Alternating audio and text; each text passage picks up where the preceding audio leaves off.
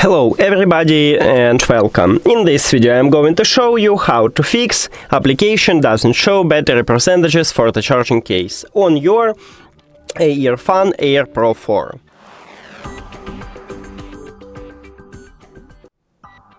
So right now if I open EARFUN application and click on my earbuds here, right here we have no battery percentages. So what we should do to fix it? Actually, it's so simple. You need to just put your earbuds to the charging case, then close the case.